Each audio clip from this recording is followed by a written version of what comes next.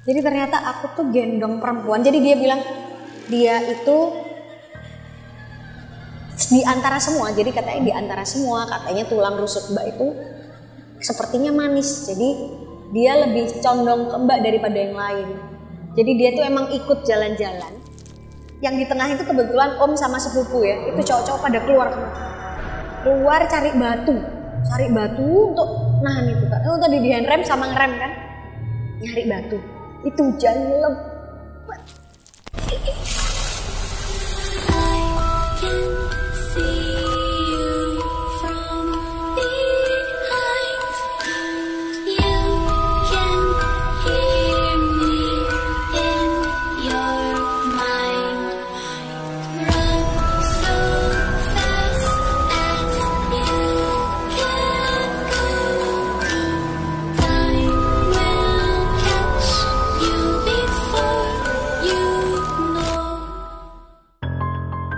Assalamualaikum warahmatullahi wabarakatuh. Selamat malam Sobat Misteri. Kembali lagi bersama saya Riko di Mismis, ngobrolin kisah misteri, di mana channel ini membahas tentang pengalaman pribadi, kisah nyata dari narasumber yang sudah kita undang di studio Tanah Gusti. Dan Sobat Misteri, jangan lupa dukung channel kami, subscribe, like, share, and comment biar kami lebih semangat buat video untuk kalian di rumah. Oke. Nah, sekarang kita sudah kedatangan tamu nih, cewek cantik sekali ya kan. Dari kemarin kita kedatangan tamu cuman cowok melulu ya kan. Dia pernah punya pengalaman saat berlibur di Lawang Sewu, Semarang dan juga Solo.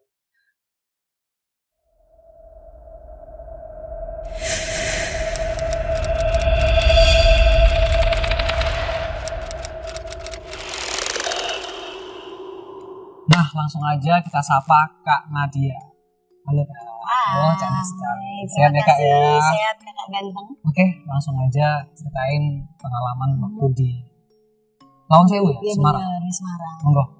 Ya, jadi ceritanya tuh karena sahabat kami itu ada yang stay di Semarang. Jadi kami itu teman-teman dari Surabaya tuh kayak pengen banget nyamperin ke sana gitu kan. Mohon maaf, itu kira-kira tahun berapa? Kira-kira itu tahun 2014 sih. 2014. Betul. Ya kira-kira kayak di bulan November Desember antara itulah. Akhir tahun. Benar, karena itu hujan, musim hujan. Jadi kan akhir-akhir tahun kan. Nah, jadi ceritanya kami berangkat bareng itu berlima dari Surabaya, naik mobil. Dan itu masih belum ada tol dong. Jadi masih yang pakai jalur darat gitu.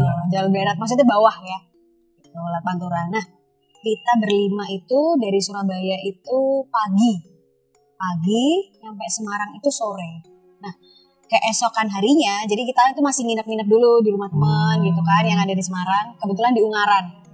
Nah, besok harinya kita itu pengen jalan-jalan ya kan, masa sampai di Semarang kayak cuman di rumah aja kan ya. Jadi kayak kita cari oleh-oleh sekaligus ke tempat-tempat yang terkenal gitu di Semarang. Nah, salah satunya Lawang Sewu itu gitu. Nah, jadi rutenya gini, dari Ungaran kita itu cari oleh-oleh dulu di Lumpia gitu ya.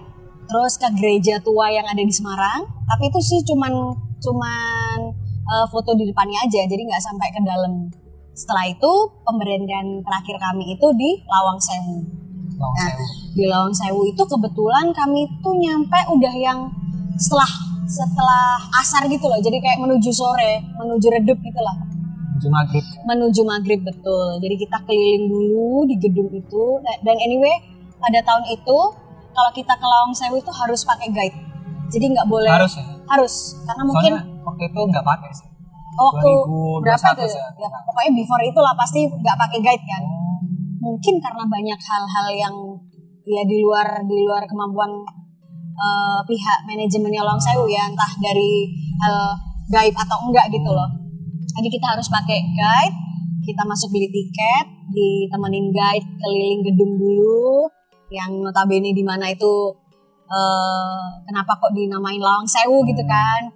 Jadi ke gedung yang di atas itu kita semua udah kelilingin, pas banget sampai yang di lokasi yang terakhir itu adalah di gedung bawah tanah. Oh iya, tahu. Tahu kan, Mas? Tahu. Kalau pernah ke sana pasti tahu kan. Nah, yang di dry itu kan dryness ya, itu kan zaman Belanda ya kan. Dryness itu otomatis itu kan saluran penuh air ya.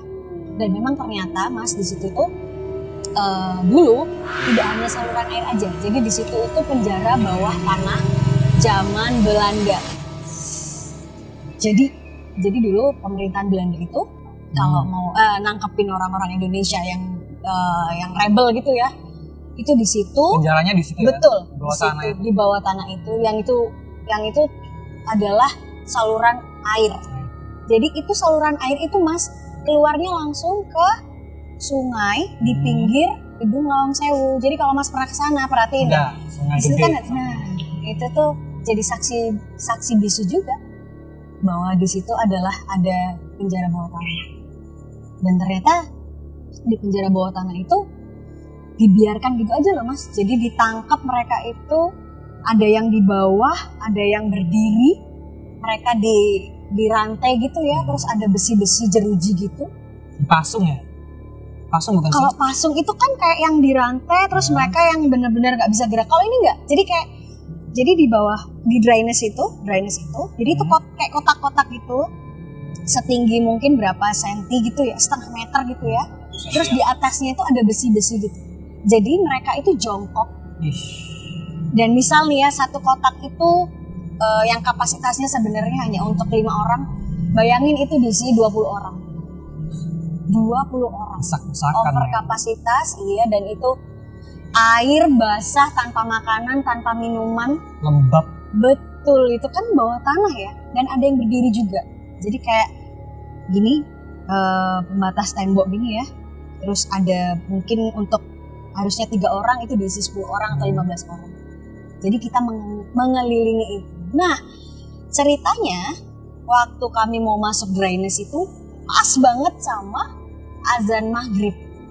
Jadi selama azan maghrib itu aku dan teman-teman itu siap-siap pakai happy boot semuanya, guide-guide-nya juga, barang-barang kami ditaruh di tempat-tempat yang sudah disediakan. Kami cuman boleh bawa handphone, jadi yang lain nggak boleh bawa.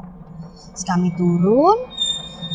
Setelah azan maghrib selesai, kami turun, masuk, baca doa dulu anyway sebelumnya. Baca doa dulu, terus kami masuk. Nah, dari masuk itu ya Mas, itu tuh nggak lama dari situ, badanku tuh kayak yang panas banget, tiba-tiba panas dari bawah ke atas, terus badanku panas. Terus belakangku ini kayak ngegendong beban 25 kilo, 30 kilo. Jadi berat banget, bener kayak mau naik gunung gitu loh. Tapi kayak nggak bawa apa-apa gitu, tapi berat banget. Jadi aku jalan pelan-pelan dan itu paling belakang. Aku ingat banget paling belakang. Terus jadi itu tuh kayak level gitu Mas. Jadi makin lama kedalamannya makin turun. Ya pokoknya nggak yang sampai ini ya, cuman pokoknya makin turun lah ya. Di level yang kedua, epibootsku tuh bocor tiba-tiba. Bayangin, epiboots setebel itu bisa bocor. Aneh. Bocor karena dia masuk dari bawah atau dari atas itu? Dari bawah. Dari bawah. Mungkin kayak mungkin karena aku kayak ngangkat apa kayak terseok-seok atau gimana, yang jelas itu kayak nggak dimasuk akal sih. Itu epiboots bisa bocor setebel itu. Terus langsung teman-teman kayak, Nadia kenapa kok paling belakang? Terus guide-nya nyamperin kan. Terus aku ngomong kalau kok badan saya panas ya. Terus kayak ngangkat beban gitu. Gimana kalau saya balik gitu kan.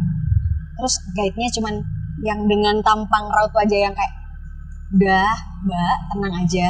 Karena ini itu masuknya lewat sini dan keluarnya lewat sini. Mbak harus ngikutin ini sampai akhir. Berkeringat, panasnya sampai berkeringat. Iya, bayangin itu kan lembab, bukan karena lembab ya. Itu kan lembab dingin sebenarnya karena itu kan air ya. Itu aku tuh panas, berkeringat. Oh, Berkeringat ya. Jadi kayak yang nggak hanya di dalam badan tapi di luar tuh sampai mengeluarkan keringat gitu. Pokoknya aneh banget lah Mas sensasinya waktu itu ya.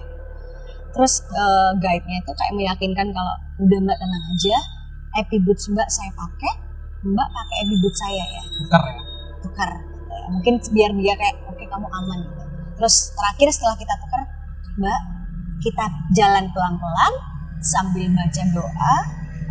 Pokoknya Mbak bakal aman, insya Allah sampai selesai. Ikutin saya, jangan mikirin aneh-aneh.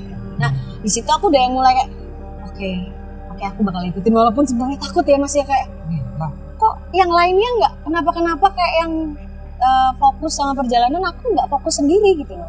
Jadi sambil mendengarkan beliau cerita gitu, jalan gitu kan, sampai pada akhirnya di ruangan terakhir itu kayak itu kan bawah tanah gitu, jadi kayak gede banget ruangan kosong gitu, kotak gitu. Terus di tengahnya itu ada pintu, terus kayak lorong panjang banget. Nah kita berakhir di situ, itu menuju ke ruangan yang tadi kita bakal keluar. Di situ kita boleh foto-foto. Jadi ternyata sudah disediakan spot-spot yang untuk biasanya memang kayak mungkin foreigner atau apa datang untuk foto gitu ya. Dan ternyata di situ kita foto-foto di situ. Nah kalau Mas, kamu ingat nggak dulu ada dunia lain? Oh ini yang gundul ya? Iya bener sih, Ari Panca. Kan dulu pernah banget kan ya dia lokasinya ada yang di Lawang Sewu. Di Lawang Sewu, masih ingat? Itu ada cowoknya sampai ke tempelan gitu kan? Bener, yang nggak lama terus bungkus acaranya. Bener. Aduh, aku waktu menceritakan yang pertama ke kamu tuh Mas, tuh aku sampai ulang-ulang karena kayak merinding.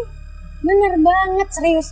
Jadi kayak kita foto di situ, kita itu membelakangi atau depan ya? Membelakangi pintu itu. Jadi kita foto gitu aja lah. Setelah foto, kita ke atas, kita beres-beres yang lain. Terus guide-nya tuh kayak baca doa pertama dan khusus ke aku. Jadi kayak ngomong kalau Mbak, kayak ngasih tahu gitu pelan-pelan gitu, Mbak. Mungkin biar aku mungkin aku udah kelihatan pucat ya Mas ya. Bayangin sepanjang jalan itu aku bawa beban dan ketakutan, berkeringat, badan panas gitu kayak kan. Kayak nyaman gitu ya. Banget kayak, dan aku tuh kayak ngerasa pengar di telinga tuh, pengar kayak ada yang nutupin gitu loh. Jadi aku tuh nggak terlalu denger guide-nya itu ngomong apa. Jadi setelah di atas, aku berdua itu dipegang tanganku, diusap badanku, kayaknya beliau tuh terbiasa mungkin ya begitu. Terus aku didoain, terus sambil dikasih tahu, Mbak, tadi itu Mbak itu kayak disapa gitu, kayak disapa sama yang ada di situ salah satunya. Beneran, dan itu ketika ngomong gitu tuh langsung dalam hati ya, untung nggak ngomong tadi. Bayangin kalau itu ngomong tadi Mas, mungkin aku bisa tiba-tiba pingsan kali ya. Jadi ternyata aku tuh gendong perempuan. Jadi dia bilang dia itu di antara semua. Jadi katanya di antara semua, katanya tulang rusuk Mbak itu sepertinya manis. Jadi dia lebih condong ke Mbak daripada yang lain. Jadi dia tuh emang ikut jalan-jalan, bukan mau apa, tapi emang mau nemenin aja. Berarti nempel ya? Kayak nempel, bukan nempel lagi. Jadi aku tuh gendong. Gelantung. Iya, di belakang kayak aku tuh memang bener-bener gendong itu selama perjalanan itu. Bayangin deh Mas. Jadi beliau tuh hati-hati banget ngomongnya, tapi nggak apa-apa. Langsung dipegang, tapi nggak apa-apa Mbak. Ini orangnya udah nggak ngikut, udah nggak ngikut. Itu cuma nemenin aja selama perjalanan. Aduh, Mas, badanku merinding lagi. Ini hampir sama kayak cerita yang kemarin nih, langsung sebelumnya. Jadi bayangin kalian lagi liburan nih di satu tempat di Lawang Sewu ya kan, wisata. Pengen foto-foto tempat ya bisa dibilang serem ya. Benar. Setelah itu tiba-tiba nggak enak. Kok badan nggak enak, rasain nggak enak. Ternyata endingnya dikasih tahu kalau kalian lagi gendong Mbak Kunti. Bisa dibilang Mbak Kunti ya. Nah, kalau guide-nya itu bilangnya sih memang perempuan sosoknya. Cuman Kunti atau enggak, nah itu yang nggak dijelasin. Mungkin ngelihat aku udah yang ketakutan, mungkin ya udah pucet pasti Mas, sudah berkeringat gobios gitu ya. Kayak cari wong Jawa itu gobios nemen Mas badanku tuh waktu itu. Jadi mungkin kayak udah itu perempuan Mbak, cuman gitu doang. Itu perempuan nggak apa-apa, cuman mau nemenin aja. Jadi selama perjalanan tuh aku ditemenin. Mbok ya ditemenin yang lain. Tapi enggak, gitu ya. Itu juga loh ya. Iya makanya yang itu mbak itu juga ya. Ya. Makanya mending ditemenin yang lain ya kan iya. Siapa gitu kayak yang bisa digandeng gitu. Enggak dong, ini yang. Dan setelah itu pulanglah kita. Itu selama perjalanan tuh aku yang diem membisu, bener-bener diem. Itu masih kerasa? Pulang dari situ masih kerasa badan atau itu udah berkurang? Kalau berasanya udah nggak berasa berat. Tapi badan itu sakit semua. Kayak kamu abis fitness, baru fitness terus badan tuh kan pasti kayak pegel dan jarem kabeh mas awak. Juarem. Jadi aku diem banget di mobil, cuman ditanya apa jawab seperlunya aja. Dan guide-nya tuh sempat ngomong kalau Mbak nanti sampai rumah mandi, kalau Mbak Muslim wudu dan sembahyang, dan Mbak kalau bisa makan dan istirahat karena badan Mbak pasti bakal sakit semua. Mungkin keserap energinya, mungkin kayak dia apes, aku apes mungkin ya. Jadi katanya kan gitu ya, katanya kalau yang gitu tuh kayak sama-sama apes gitu ya, mungkin gitu. Jadi sampai rumah aku ngikutin apa yang dikatakan sama guide-nya, aku ikutin. Ketika kita mau tidur bareng-bareng. Terus teman-teman itu lagi ngeliatin foto yang tadi kita foto gitu. Nggak tahu iseng atau gimana, atau dia mau ngeliat mukanya dia doang kali ya. Di zoom lah foto itu ceritanya. Oh, ada dokumentasinya ada? Ada dokumentasinya, ada. Boleh lah kalau ada nanti kita tampilin. Ini lagi aku cari ya, mudah-mudahan masih ada. Jadi di zoom lah sama temanku itu, namanya Mita. Di zoom sama Mita. Tiba-tiba dia yang tadinya kita yang serius ngobrol, bukan serius ya, kayak bercanda-bercanda. Tiba-tiba dia diam yang. Terus kita kan di sebelah kok, loh tiba-tiba kamu diam gitu ya, kayak ngulangin lagi. Terus kayak yang katanya manggil aku, yang kenapa? Apa kamu diem gitu kan? Terus pada kepo kan ya, kenapa gitu kan? Coba lihat, aku lihat kan ya secara yang mengalami itu aku, jadi aku langsung dikasihin ke aku lihat, terus aku coba kamu zoom, ngapain? Lihat siapa gitu kan? Lihat ke siapa? Coba ngelihat di lorong, aku lihatlah di lorong gitu ya, pas banget aku zoom di pintu lorongnya. Aduh mas, aku merinding mau cerita. Dan ternyata perempuan yang aku gendong itu ikut foto dong, nongol. Aduh merinding aku. Dan dia tuh yang di lorong itu, aduh inget banget, itu putih, bajunya putih, rambutnya itu panjang gitu, tapi nggak terlalu panjang, menjutai gini. Ikal, enggak, lurus gitu. Tapi ininya putih gitu, kayak pakai dress gitu. Terus dia tuh kayak ngelihat kosong gitu. Cuman wajahnya nggak kelihatan jelas, tapi dia tuh ngelihat ke kamera gitu. Aduh merinding ya Allah, ini beneran. Dan di situ dia tuh kayak yang natap, ada jelas banget. Nggak ngeblur atau gimana nggak? Ngeblur cuma di matanya sama di sekelilingnya. Bajunya kelihatan jelas, rambutnya kelihatan jelas, matanya kelihatan jelas, tapi ininya nggak kelihatan. Dan kita langsung nggak bahas, diem. Aku cuma diem, astagfirullahaladzim, iya cewek ini. Aku cuma bilang gitu, iya cewek ini. Anak-anak tuh pada takut kan, kayak diem. Yang tadinya tidurnya tuh yang kayak ada yang di atas, ada yang tiba-tiba ke bawah semua, kita tidur di karpet. Menyatu kayak pepes gitu tidur. Serius, jadi kayak iyalah, apalagi lagi bercandaan ya, lagi bercandaan asik. Coba sini Sido Imen. Dan tiba-tiba badanku panas lagi gara-gara keinget aku tuh gendong. Itu jelas banget ada perempuan itu muncul di kamera, di foto yang kita foto di terakhir itu. Ya. Dan kalau kamu inget ya mas, di seri terakhirnya Dunia Lain, persis banget kayak itu penampakannya. Iya. Nah kalau itu kan kayak jelas banget ya. Kok dia itu di foto, karena kita kan foto ya, bukan video. Betul. Jadi dia tuh kayak berdiri gitu aja di lorong. Ikut nimbrung foto ya? Iya. Ya mungkin karena kita udah selesai tripnya, dia juga ikut foto kali. Ya itu benar-benar yang, dan ternyata mungkin aku salah satu di antara sekian banyak teman-teman yang ngalami hal-hal yang luar biasa sih di Lawangsewu itu. Cuman yang jelas aku mengalami itu, dan itu real, dan itu jelas terpampang di foto kami yang dokumentasi kami sama teman-teman itu. Nah mungkin ntar kalau emang ada fotonya bisa lah. Boleh, share ke kita, boleh. Aku kita juga masukin. Bener, aku juga lagi kontak teman-teman sih ngelihat mana itu, karena salah satu teman kami yang ada di foto itu udah meninggal juga gitu. Jadi kami kayak segen juga, maksudnya menyari itu tuh kayak aduh kayak nginget-nginget lagi gitu loh. Cuman ya tapi emang bener-bener sih itu pengalaman yang luar biasa, karena itu juga maghrib Mas, bayangin maghrib. Pas banget ya. Iya, dan itu waktu kayak mereka muncul ke permukaan. Bener. Dan itu ternyata bukan mitos Mas. Beneran ada. Kayak orang tua kita tuh kayak yang kalau maghrib gitu kan, ayo kita masuk ke rumah, dan memang ternyata bener. Harusnya maghrib nggak keliaran ya kan. Nah bener deh, ditampilin begitu. Di Semarang ya? Itu di Semarang, di Lawang. Katanya ada lagi nih di Solo itu. Jelas ada lagi. Mau berapa cerita ini? Kalau ada 18 nggak apa-apa.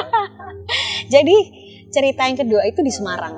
Kalau kakak pernah ke Solo. Sorry di Solo. Jadi cerita kedua itu di Solo. Sama juga itu bareng-bareng, tapi ini sama keluarga, karena kebetulan keluarga dari ibu itu ada yang di Solo. Emang ibu orang Jawa Tengah kan. Jadi kami itu ceritanya, dan ini juga akhir tahun. Anyway, sama akhir tahun juga. Ini akhir tahun tapi beda. Tahun berapa kira-kira? Ini 2000 berapa ya? Aku tuh masih sekolah SMA 2005 gitu kayaknya. Ya kisaran 2005 lah ya. Ya sekitaran itulah. Kok SMP 2005. Itu jadi aku sama keluarga aku itu kebetulan ke Solo karena kita ada kumpul keluarga di situ. Iseng-iseng sebenarnya ngide. Jadi salah satu keluarga itu Pak D sih sebenarnya. Memang dia suka banget ngetrip gitu Mas. Mungkin udah bosan kali ya, acaranya udah selesai gitu, kayak nggak enak kalau saudaranya nggak dibawa jalan-jalan. Kebetulan keluarga kami suka durian. Jadi ngidenya kayak yuk kita cari durian gitu kan. Kebetulan Solo itu kan di kaki Gunung Lawu ya. Jadi kita berdelapan orang naik satu mobil, kita jalan cari durian. Itu kayak iseng banget. Jadi kami cuma pakai kaos oblong, celana pendek gitu ya. Berangkatlah kami. Berangkat kita cari durian. Udah sampai langsung gitu Mas ke petani ya? Petani duriannya langsung ya, dan itu keren. Jadi nggak hanya kami, jadi banyak beberapa orang yang kesana. Jadi kebetulan tuh rame banget, dan memang itu kayak lagi musimnya liburan ya kan, akhir tahun kan banyak liburan. Jadi kita kesana, setelah makan durian nih Mas, ngide lagi nih Pak D nih ngide, kayaknya belum cukup nih, kayak cuman makan durian gitu kan. Yuk kita ke Astana Giribangun, belum pernah kan gitu. Wah, Astana Giribangun, dalam hati ya. Yang Soeharto sama Butin ya. Yang lainnya pada jawab, iya boleh, kita belum pernah ke sana gitu kan. Dan aku yang kayak di antara semua itu aku kayak nggak excited gitu loh, kayak yang ya udahlah, mana ya namanya yang lain itu kita ngikut aja. Iyalah ngikut, masa mau ngomong nggak mau pun juga nggak bakal ngikutin aku gitu loh. Jadi akhirnya kita kesana nggak jauh sih Mas, dari tempat durian tuh mungkin kayak 4 kilo, itu gunung tapi ya 4 kilo gitu lah kesana. Sampai di Astana Giribangun tuh rame banget karena kayaknya sepertinya di sana tuh banyak orang yang ziarah ya. Itu perjalanannya kayak gunung, bener-bener gunung kan, di kaki gunung. Iya, jadi semakin naik. Belum pernah. Kalau misalnya ada waktu ke Solo, coba mampir ke sana. Ya kan gimana pun beliau adalah mantan presiden kita ya kan. Jadi kita ke sana, sampai di sana tuh rame banget. Jadi kondisi di sana itu adalah, ini tuh kan parkiran. Terus masuk itu di sebelah kanan kita itu adalah makamnya Bapak Soeharto sama Ibu Tin. Dan itu kayak ada di dalam Mas, bukan joglo, kayak joglo ya. Jadi kayu, full of kayu. Memang di sana itu bangunannya full of kayu. Jadi bangunan jati gitu. Nah, ini masuk gini. Ini di sebelah sini tuh ada masjidnya. Terus di sini nih mengelilingi itu. Jadi mengelilingi ke tempatnya makam itu ada kayak tempat duduk yang untuk berziarah. Ya, maksudnya ringkasan kondisinya di sana itu begitu. Jadi banyak sekali peziarah di sana. Jadi yang ada yang nunggu di luar, ada yang masih di dalam, kayak karena rame kan Mas, jadi harus bergantian. Jadi sampai di sana, jadi keluarga itu mungkin pada excited ya. Jadi kayak tante sama om gitu itu pada kayak ngevideoin gitu, ngefotoin suasana di sana, tempat-tempat di sana gitu ya. Nah, ini di luar konteks ini sih, kenapa aku kok nggak suka ya, nggak begitu excited, karena keluarga ibu itu punya riwayat yang kurang oke, sangat tidak oke ya. Sewaktu Bapak Presiden Soeharto itu menjabat sebagai presiden, jadi pada saat beliau berkuasa, keluarga ibu itu adalah salah satu korban yang keji. Jadi kenapa aku yang tidak suka gitu. Dan ibu itu yang udah paham, ibu kan kebetulan ikut ya sama bapakku. Ibu tuh cuman gini, Dek, udah biasa aja gitu, kayak paham banget kalau aku tuh nggak suka gitu. Oke, jadi kita sampai sana, kita masuk, terus karena di situ kayak di tempat yang nungguin peziarahnya itu lagi sepi karena udah pada di dalam semua. Kami sekeluarga itu pada nunggu di luar gitu, karena nunggu gantian. Oke, terus semuanya udah kelar nih, udah keluar yang di dalam, pada keluar, gantian keluargaku yang masuk. Cuman aku aja yang ada di luar. Nggak ikut masuk? Nggak ikut masuk, sangat tidak ikut. Anyway, aku dari awal tuh tengil tuh kayak gimana itu? Jadi udah gitu aku celana pendek, cuman pakai kaos gitu ya. Kan emang nggak ada rencana ke sana gitu ya, kayak nggak sopan banget lah pokoknya. Aku tuh tengil banget karena mungkin nggak suka ya. Jadi dari awal tuh kayak ngapain sih sini? Itu nggak hanya terucap di mulut ya, di hati pun juga gitu, kayak ngapain sih kesini? Kayak gitu loh, ngapain sih? Makanya ibu sampai negur, Dek, biasa aja, ngapain sih? Gitu. Jadi selama duduk di luar tuh kayak ngapain sih? Jadi kayak aku tuh selalu bergumam yang negatif gitu loh, karena nggak suka banget nggak suka. Jadi kayak seuzon aja, itu kan di situ kan ada masjid ya. Aku tuh ngerasa itu kayak makamnya dia itu kiblatnya itu ngadep ke masjid. Sorry, kiblatnya masjid itu ngadep ke pesarean, iya. Jadi aku tuh kayak kok songong gitu sih, kok ngadepnya ke situ. Kayak gitu loh, karena udah nggak suka gitu. Oke lah. Jelek aja ya pikirannya. Pokoknya jelek, tengil, jelek, nggak sopan. Kayak itu yang aku lakuin di situ. Setelah keluarga aku selesai, kita sholat lah. Karena belum sholat asar kan, ceritanya itu kayak 4:30 gitu loh, Mas. Sholat asar, rame-rame ke sana. Aku tuh paling terakhir. Lagi-lagi aku paling terakhir karena kayak paling yang nggak banget gitu pokoknya lah. Paling terakhir, wudu. Jadi gini ceritanya. Bukan ceritanya sih. Jadi lokasinya gini. Ini dari keluar dari makam gitu, pesarean, Mas. Terus sebelah kanan sini ada masjid. Nah, menuju ke masjid itu sebelumnya itu ada tempat wudhu. Jadi tempat wudhunya itu di depannya. Di depan masjid. Betul, di depan masjid. Jadi itu kayak ada pagar besi gitu loh, Mas. Kan itu kan gunung ya, di hutan gitu ya. Jadi kayak banyak pohon-pohon, pohon jati dan lain-lain. Nah, itu ada tempat wudhu. Gitu ya ceritanya. Terus aku itu yang paling terakhir nih wudhunya ceritanya. Oke, bersiap wudhu nih ya, buka keran, terus basuh gitu ya. Ketika setelah basuh muka, aduh, merinding aku, Mas. Setelah aku basuh muka, itu tuh tiba-tiba pas di depanku, jadi depan itu kan berarti kan kayak pohon-pohon gitu ya. Pohon itu. Jadi pas banget di depanku itu perempuan ketawa. Aduh, merinding aku. Kamu bayangin? Dia ketawa dan kayak cuman sejengkal gini. Aku tuh berasanya dia tuh cuman sejengkal gini sama muka aku. Dan dia tuh ketawanya itu bukan yang ketawa hehehe, bukan. Cewek, bayangin ketawa kayak yang hihihi. Itu gimana bentuknya tuh? Bukan bentuk, suara. Suara aja. Cuman suara, ya. Suara di depan. Aku merasa dia tuh cuman sejengkal doang gini nih sama aku. Jadi begitu dekat, begitu jelas. Dan 3 kali ketawanya. Keras banget. Yang banget di telinga tuh kayak yang hihihi gitu. 3 kali. Kayak ketawa kayak aduh, gimana ya? Aduh, merinding lagi deh. Itu aku tuh yang langsung badan lagi-lagi sekujur tubuhku tuh yang tiba-tiba panas gitu ya, Mas ya, dari bawah ke atas panas gitu ya. Tiba-tiba badan tuh yang gemeter nggak bisa ngelanjutin wudhu, bingung mau ngapain. Cuman yang ada di kepala aku cuman aku nggak gangguin, aku cuma mau wudhu, tolong jangan diganggu. Tapi itu sempet nggak? Ini beneran nggak ini dengar suara ini?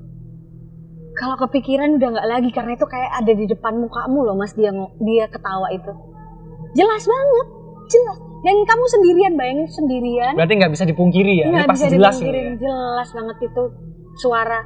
Andai zaman itu udah ada CCTV di mana-mana ya, mungkin itu akan terekam jelas di CCTV sih. Anyway, aku cuman ngomong, aku nggak ganggu, aku cuman mau wudhu, tolong jangan gangguin aku. Udah itu, aku lanjutin lagi mas, wudhu dengan yang, wah itu mungkin nggak sah kali itu wudhuku ya, udah yang cepet-cepet gitu, langsung lari ke dalam, aku sholat juga mungkin udah nggak fokus ya. Jadi setelah itu bareng-bareng keluar, aku jadi gemeter mas. Karena tidak hanya berhenti di situ. Oh nggak sampai di situ, masih ada lagi.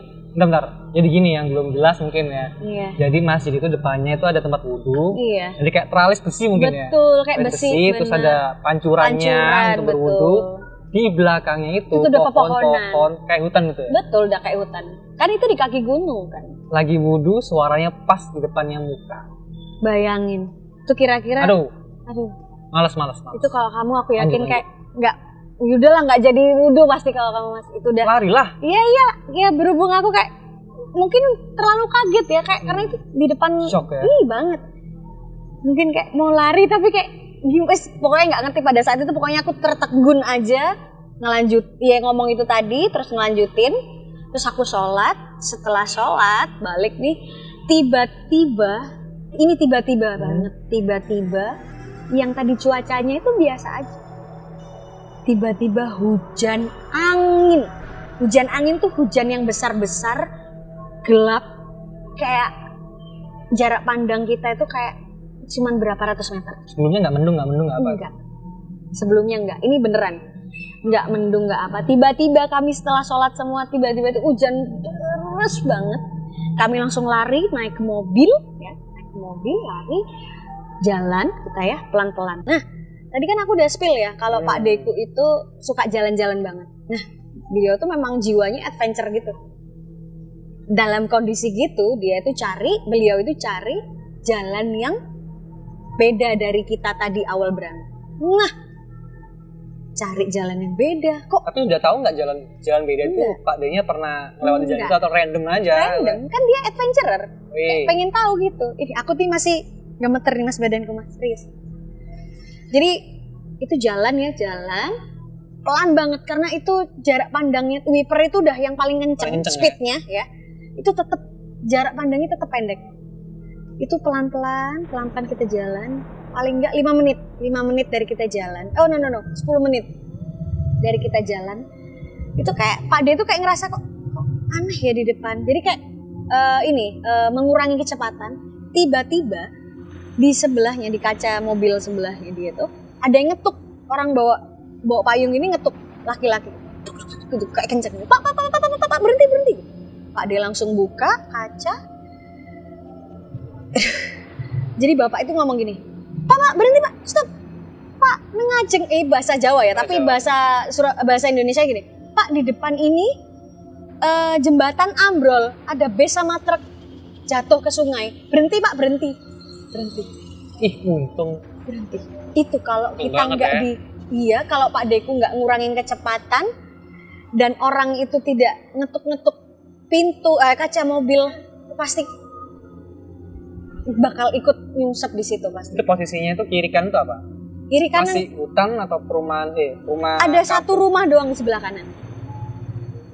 Sepertinya itu kayak menuju perkampungan gitu loh. Kecil bedanya. 2 mobil bisa? Enggak, 1. Mungkin 1 terus satu mobil. Banget ya. Banget. Makanya kan kita nggak, maksudnya sepanjang jalan itu kayak nggak ada yang ganggu kan, maksudnya jadi.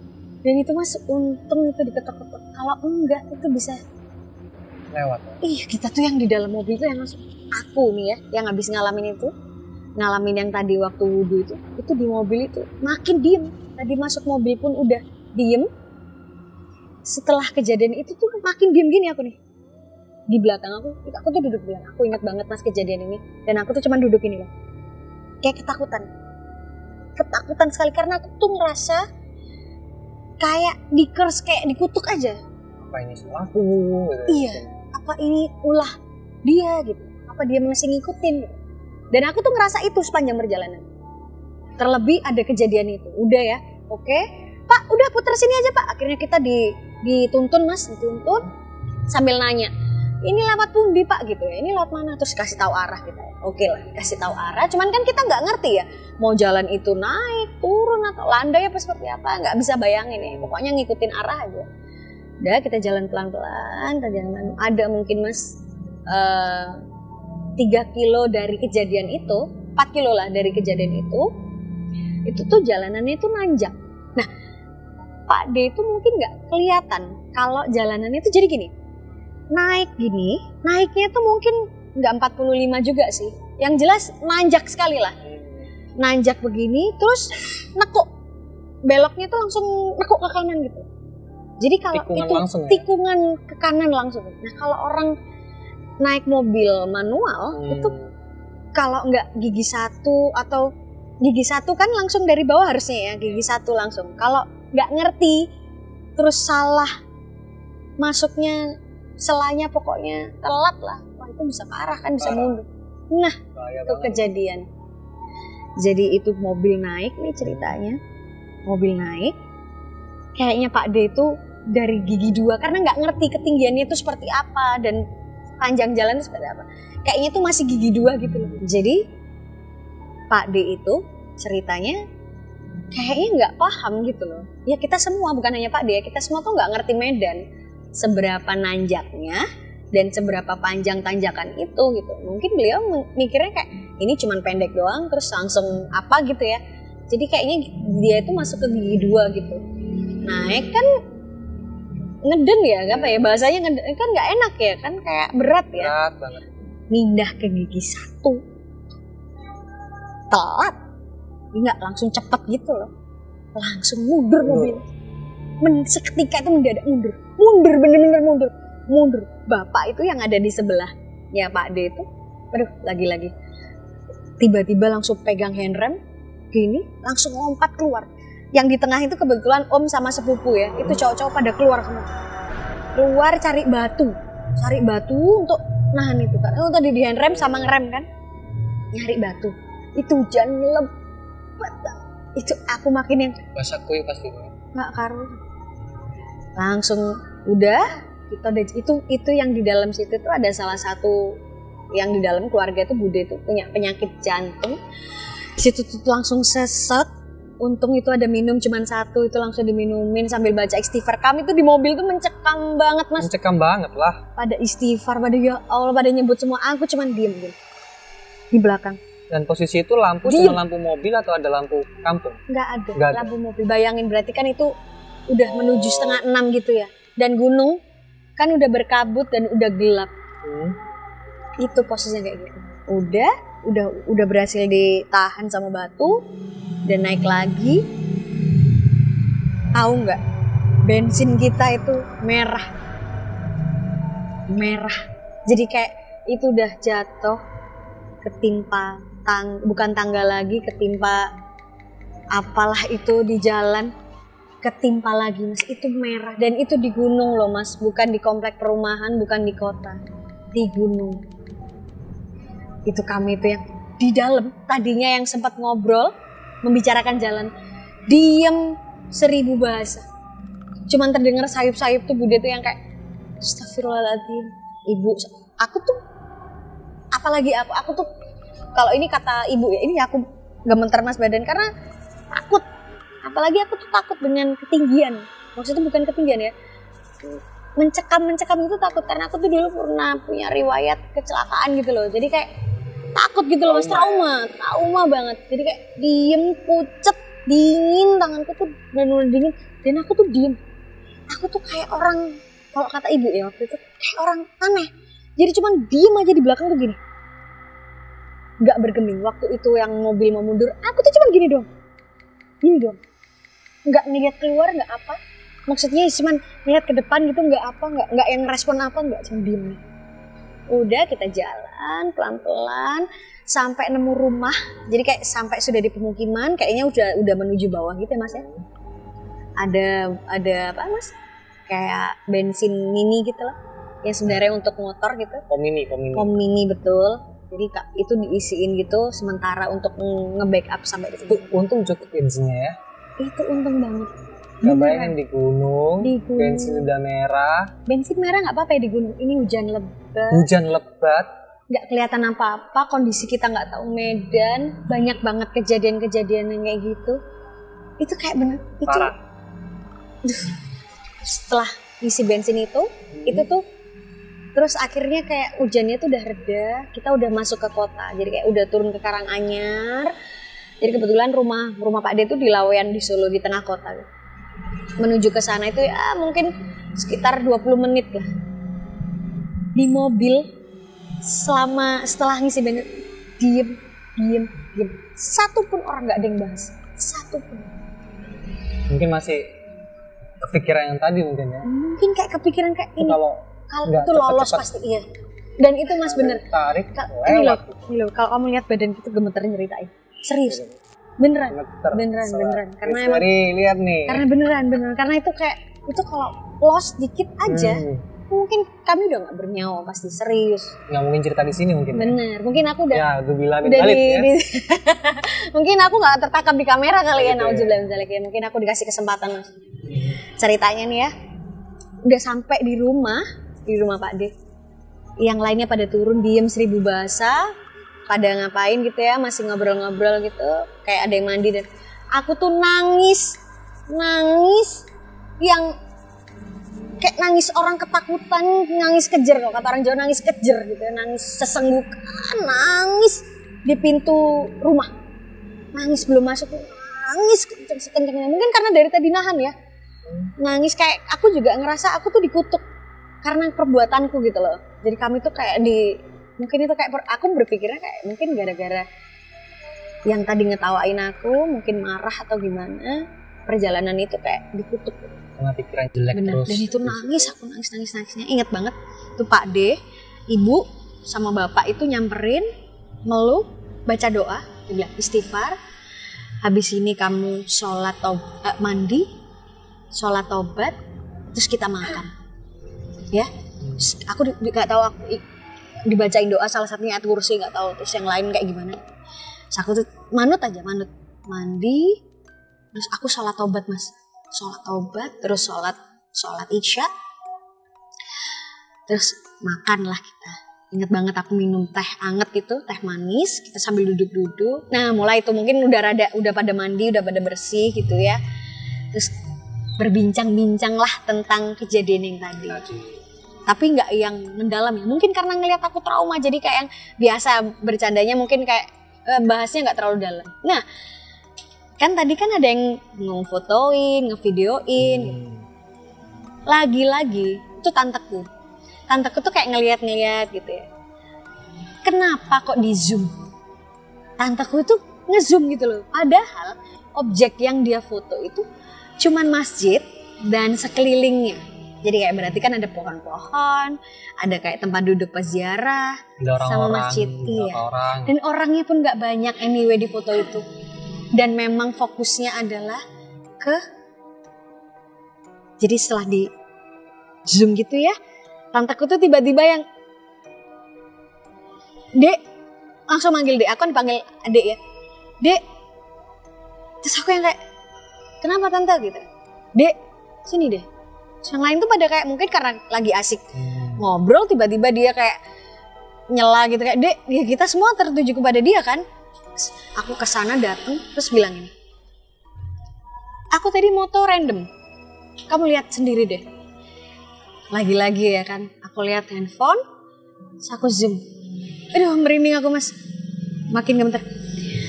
Dan aku zoom, kamu percaya nggak Mas? Foto itu adalah TKP aku waktu diketawain. Dan kamu percaya lagi? Kan itu suara perempuan ya? Dan di foto itu jelas banget di atasnya keran yang aku wudhu. Beneran Beneran itu dia itu perempuan, lagi-lagi perempuan. Dia itu kayaknya sepanjang pohon gitu, tinggi banget, putih. Bayangin itu kan, kalau berarti kan itu kan hijau-hijau ya, karena kan itu kan banyak pohon. Dia itu putih sendiri, beda warna sendiri ya. Beda warna sendiri, mencolok putih, dan terekam jelas.